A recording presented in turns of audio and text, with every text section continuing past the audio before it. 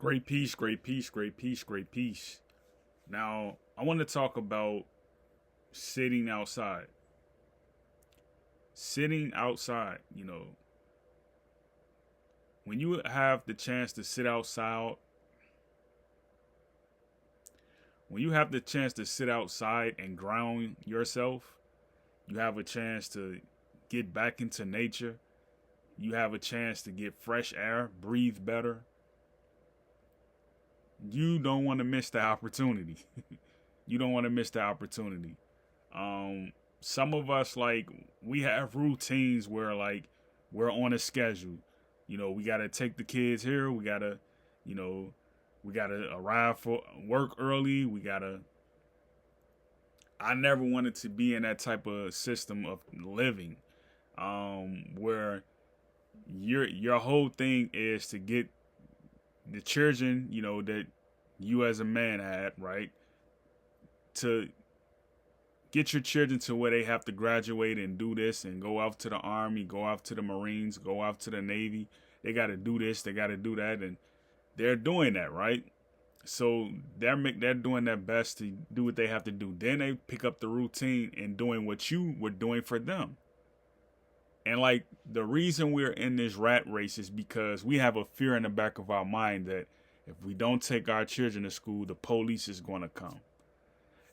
If we don't have the latest this or the latest that, the latest Benz, the latest Tesla, if we don't have that, right, then we fear someone is going to judge us for not having it. Like, we're in this rat race where, like, people, they pretend to say, like, we're American and Americans, we're all in this together. In the back of people's head, it's fear. It's fear. This is why I'm not in the rat race. I'm not in it. When I get up in the morning, I brush my teeth, I wash my face. If I got to wash up, I'll wash up in the shower, wash up in the sink. Not a big deal, a bird bath, right? That's simple, right? That's something you should do every day. It's routine. Then you head outside. You go to your farmstead. You go to your garden. You tend to things that is of importance to you. That is just living a regular life. Like, when you are living in a village setting, you take someone like, Kenya, right? William Ruto, right?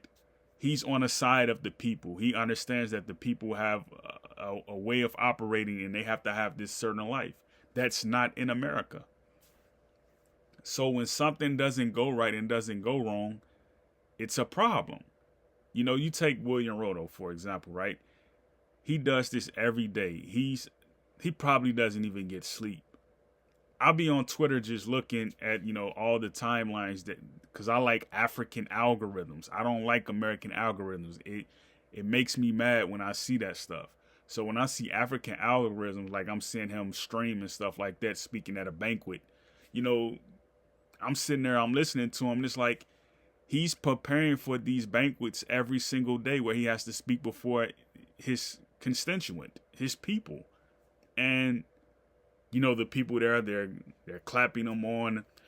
They're like, he's going to get through this. He's going to get through it. So you tend to see, like, after a while that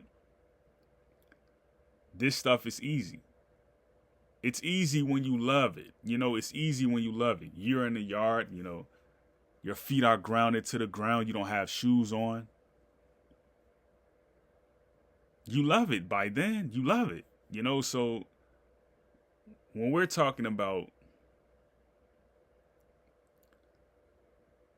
what we do every day and how we should go about living in this rat race, you have to love what you do. You have to love what you do. And like a lot of people, some people will wake up with a negative disposition this morning. Some people won't.